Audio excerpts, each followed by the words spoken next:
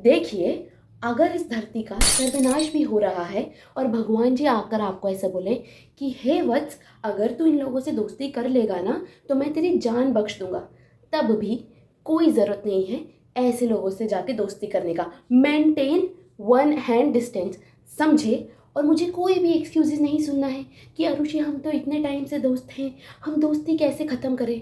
अगर आपने ये दोस्ती ख़त्म नहीं करी ना तो आपने एक दिन ख़त्म हो जाना है। अगर आप इन्हीं लोगों के साथ घूमते रहे ना तो you will hurt yourself beyond your expectations, और उस हर्ट और इमोशनल डैमेज को हील करने में आपको सालों लग जाएंगे। नमस्कार, कैसे हैं आप सब। आई होप सब बढ़िया चल रहा हो और कहीं भी कुछ गड़बड़ी हो तो समय के साथ वो सही हो जाए। It's me Arushi. देखिए, इस वीडियो में मैं बिल्कुल भी ये सब इंक्लूड नहीं करने वाली हूँ कि आपके दोस्त को हमेशा आपका ही साथ देना है, आपकी बैक बिचिंग नहीं करनी है, आपकी प्राइवेट बातों को पब्लिक नहीं करना है, आपके पार्टनर पे लाइन नहीं मारनी है। ये सब तो बेयर मिनिमम है प्लीज़। तो एक्चुअली वो कौन से लोग हैं जिन्हें आपको 2025 से अवॉइड करना शुरू करना है, और जब तक आप अपने डेथ बेड पे ना हो तब तक अवॉइड करना है। मतलब ऐसा नहीं कि 2025 में ही अवॉइड करना है और फिर 26 में ऐसे लोगों से दोस्ती करनी है। नहीं, कभी दोस्ती नहीं करनी है ऐसे लोगों से। Type number 1, people who confuse you. जिन लोगों के साथ रहकर आप ऐसा सोच रहे हो ना कि ये मेरे दोस्त हैं या नहीं, मुझसे प्यार करते हैं या नहीं, मुझे पसंद करते हैं या नहीं, मेरा साथ देंगे या नहीं, तो भैया वो आपको पसंद नहीं ही करते हैं और वो फ्यूचर में कभी भी आपका साथ नहीं देंगे। मतलब प्रेजेंट में भी नहीं देंगे और फ्यूचर में भी नहीं देंगे। जो लोग आपको मिक्स सिग्नल्स देते हैं, आपका कॉल का रिप्लाई नहीं करते, आपके मैसेजेस का रिप्लाई नहीं करते, सबके सामने आपका मजाक उड़ाते हैं, अगर कहीं वो आपका साथ दे भी रहे हैं तो उसमें उनका फायदा है, उन्हें आपसे कोई मतलब नहीं है, आप उन लोगों के लिए इंपॉर्टेंट नहीं हो। कोई भी रिलेशनशिप हो, रोमांटिक या नॉन रोमांटिक, उससे हमें कोई फर्क नहीं पड़ता, पर जो जेन्युइन रिलेशनशिप होंगे ना उसमें आपको श्योरिटी रहेगी कि ये मेरा दोस्त है, ये मेरा ही साथ देगा, कहाँ जाएगा, मेरा ही तो दोस्त है, मेरा ही तो साथ देगा।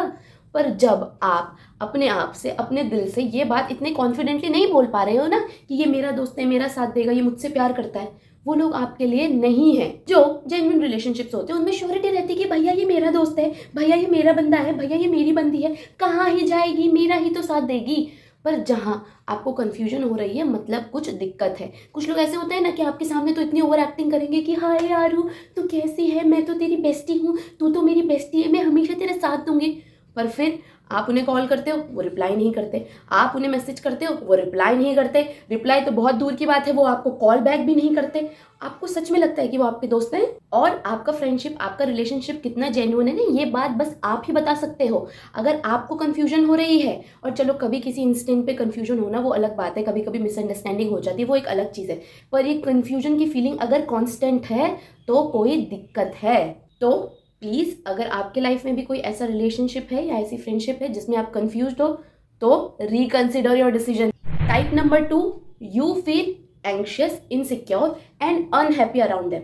उड़ाते हैं ना वो आपका मजाक, करते हैं ना वो आपकी डिसरिस्पेक्ट, उनके साथ घूमने के बाद आपको बुरा लगता है ना, आपको कोई हैप्पी तो फील होता नहीं, आपको हमेशा सैड फील होता है क्योंकि वो किसी के सामने आपका मजाक उड़ा चुके हैं। तो क्यों रहना है आपको ऐसे लोगों के साथ? उनके नेचर के लिए एक्सक्यूजेस बनाना बंद करो कि यार उन्होंने तो बस मजाक में बोल दिया, उनका तो नेचर ही मजाकिया है, ये तो है ही ऐसे, है ना, उनका इंटेंशन मुझे हर्ट करने का नहीं था। नहीं भाई, उनका इंटेंशन आपको हर्ट करने का ही था, वो आपके डिसरिस्पेक्ट ही करना चाहते थे। उनका इंटेंशन आपका मजाक बनाना ही था, उनका इंटेंशन यही था कि आपको बुरा लगे।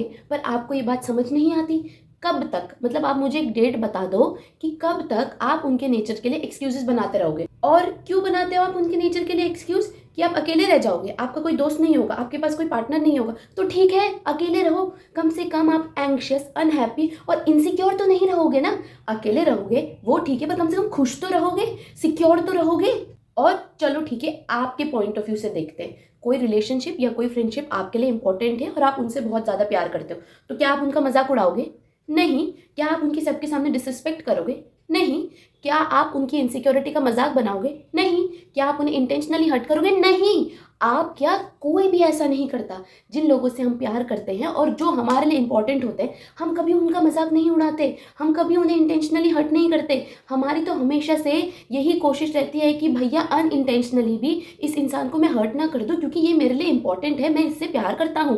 पर वो आपका मजाक उड़ाए ही जा रहे हैं। इसका मतलब ये है कि आप उनके लिए इंपॉर्टेंट नहीं हो और आपको ये बात समझ ही नहीं आती। सब कुछ जानने के बाद भी आप कुछ भी बात समझना नहीं चाहते और आपको उन्हीं लोगों के साथ घूमना है जो आपको एंग्शियस बनाते हैं। उन्हीं लोगों के साथ आपको प्यार का बंधन, जन्म जन्म के रिश्ते बनाने हैं जिनके साथ आप खुश नहीं हो। कोई सेंस है इस बात का? मतलब आप खुद सोचो, जिन लोगों के साथ आप खुश नहीं हो, जिन लोगों के साथ आपको एंग्शियस फील होता है, आपको ऐसा लगता है कि वो आपकी इनसिक्योरिटी का मजाक उड़ा रहे हैं, आपको अनवर्दी फील होता है, आपको अनहैप्पी फील होता है, आप उन्हीं के साथ रहना चाहते हो। Make it make sense. अपनी बात का सेंस बनाओ, अपनी बात को मुझे समझा के दिखाओ कि भाई मुझे उन्हीं लोगों के साथ घूमना है जिनके साथ मैं खुश नहीं हूँ। इस बात का कोई अर्थ नहीं है। Please stop doing that. अपने आप को खुद से हर्ट करना बंद करो। उन लोगों के साथ घूमो जिनके साथ आप हंसो, खिलखिलाओ, एक फूल जैसे बच्चे बनो। जिन लोगों के साथ आपको हैप्पी फील हो, सिक्योर फील हो, आपको कोई कंफ्यूजन ना हो। ऐसा अगर आपको कोई मिलता है तो ठीक है, वरना कोई जरूरत नहीं है टॉक्सिक लोगों के साथ घूमने की, समझे? Type number 3, you are the only one who is putting efforts. आप लोगों की आईज इतनी वीक हो गई है या दिमाग इतना वीक हो गया है कि आप लोगों को दिख ही नहीं रहा है कि सामने वाला आपके लिए कोई एफर्ट्स ले ही नहीं रहा है।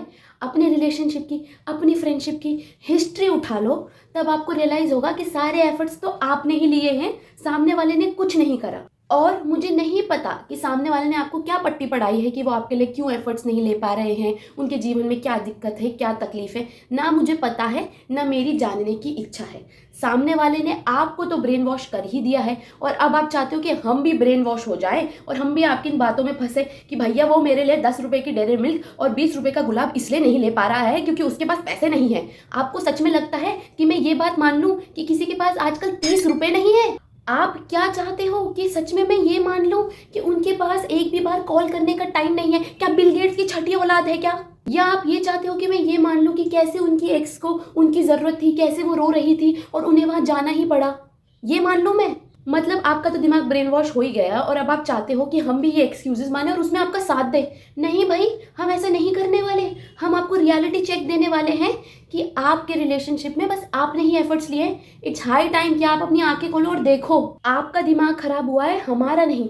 कांट यू सी कि वो रिलेशनशिप्स में कोई एफर्ट नहीं डाल रहे? या आपको ये नहीं पता कि कोई भी रिलेशनशिप, रोमांटिक या नॉन रोमांटिक, 2 वेज होता है। दोनों पार्टी एफर्ट डालते हैं तभी गाड़ी चलती है, ना कि 1 वे है कि गाड़ी पता नहीं कहाँ ही चली गई, अब दिख ही नहीं रही है। ऐसा थोड़ी है। प्लीज स्टार्ट नोटिसिंग सामने वाले के एफर्ट्स। जब आप सामने वाले के एफर्ट्स नोटिस करोगे तब आपको रियलाइज होगा कि आप उनके लिए इंपॉर्टेंट हो या नहीं। और प्लीज इस थ्योरी पे विश्वास करना बंद कर दो कि एक तरफा प्यार की कीमत तुम क्या जानो रमेश बाबू। ऐसा है ना रमेश बाबू, अगर एक तरफा प्यार करने लगोगे, एक तरफा फ्रेंडशिप करने लगोगे तो इतने हर्ट हो जाओगे जिसका आपको कोई अंदाजा भी नहीं है। पता है क्यों? क्योंकि हम इंसान हैं और इंसानों को बुरा लगता है।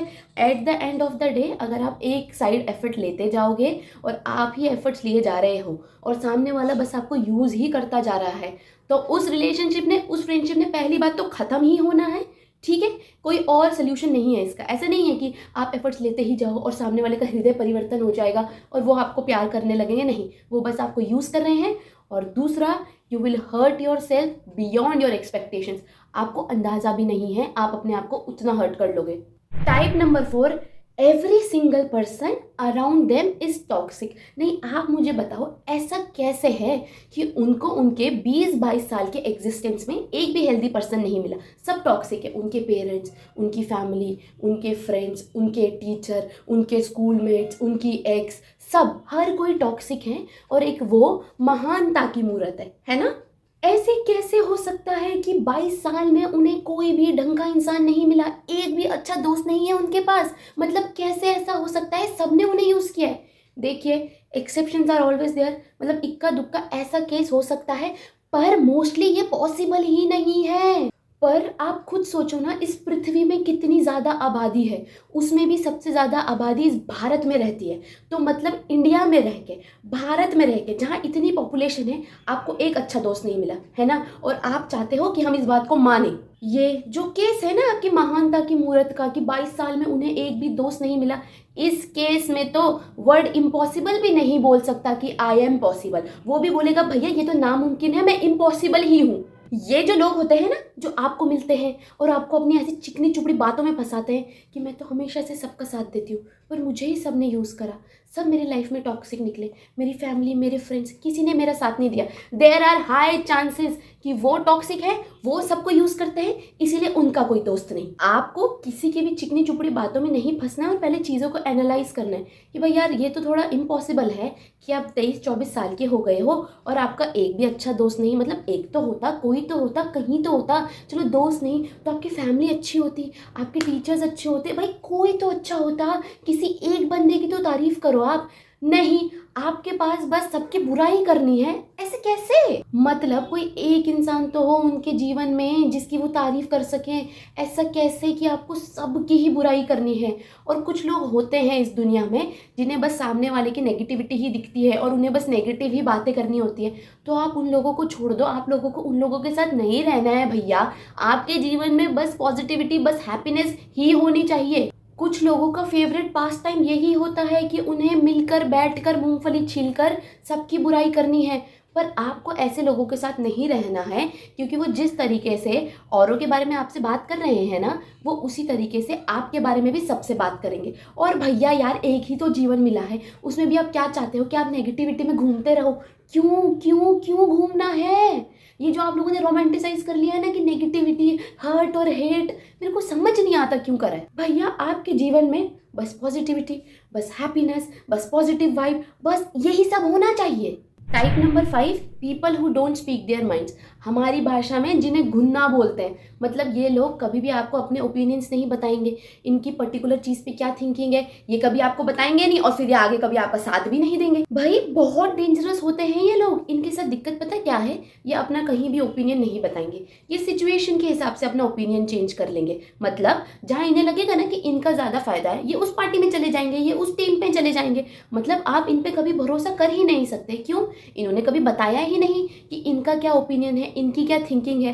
पर अगर कभी सिचुएशन ऐसी आई कि इनका फायदा हो रहा है, और भले ही वो आपके अपोजिट जाके हो रहा है, भले ही आपके अपोजिशन वाली टीम में जाके इनका फायदा हो रहा है, ये चले जाएंगे, इन्हें कोई फर्क नहीं पड़ता। फ्रेंडशिप में तो कभी कभी अगर आपके दोस्त को आपकी जरूरत है तो कभी कभी किसी को पीटना भी पड़ता है और कभी कभी पिटाई भी खानी पड़ती है। पर आप ऐसे लोगों को ट्रस्ट नहीं कर सकते, क्योंकि ये अपनी पार्टी कभी भी चेंज कर देंगे। और आप ट्रस्ट करोगे भी तो किस बेसिस पे? ना आपको ये पता है कि इनके ओपिनियंस क्या है, ना आपको ये पता है कि इनके मॉरल्स क्या है, ना आपको ये पता है कि इनकी सोच क्या है, तो आप किस बेसिस पे ट्रस्ट करोगे? ऐसी कोई दिक्कत नहीं है उनके साथ, ये उनके नेचर का पार्ट है। और ठीक है, अगर ये उनके लिए वर्क कर रहा है तो अच्छी बात है। पर दिक्कत क्या है कि आपको उन्हें ट्रस्ट नहीं करना, आप उनके वर्ड्स को सीरियसली नहीं ले सकते। आप ऐसा नहीं सोच सकते कि अच्छा ये मेरा दोस्त है तो मेरा ही साथ देगा। नहीं नहीं, ये किसी का साथ नहीं देगा। मतलब आप उन्हें एकदम ट्रस्ट वाले दोस्त नहीं बना सकते। हाँ, हो सकता है आपकी उनसे थोड़ी बातचीत हो, hi hello good morning good night हो सकती है, पर जो ट्रस्ट वाले दोस्त होते हैं ना कि ये मेरा दोस्त है, ये मेरा ही साथ देगा, ये वो नहीं है। ये किसी का साथ नहीं देंगे, दे आर डेंजरस। ये वही लोग हैं कि अगर कभी आपकी कंबल रख के पिटाई हो रही होगी ना, तो ये कंबल उन्होंने ही रखा है क्योंकि उनका फायदा उसी में था। एंड आई नो, जैसे ही मैंने ये 5 टाइप डिस्कस करे, आपके दिमाग में एक इमेज आई होगी, आप किसी के बारे में सोच रहे होंगे। तो लेट मी कंफर्म, है वो टॉक्सिक, है वो बदतमीज, कर रहे हैं वो आपको यूज़, और आपको उनसे अपनी फ्रेंडशिप तोड़नी है। कंफर्मेशन मिल गया? और पर ये सब देखने के बाद भी आप में से कोई ऐसा है कि मैं तो एक और चांस दूंगी, एक तरफा दोस्ती की कीमत, एक तरफा प्यार की कीमत तुम क्या जानो अरुषि बाबू, तो जाइए दीजिए। हम भी देखते हैं कि आप ये कितने टाइम तक कर सकते हो। 1 हफ्ता, 2 हफ्ता, 2 महीना, 6 महीना, साल भर।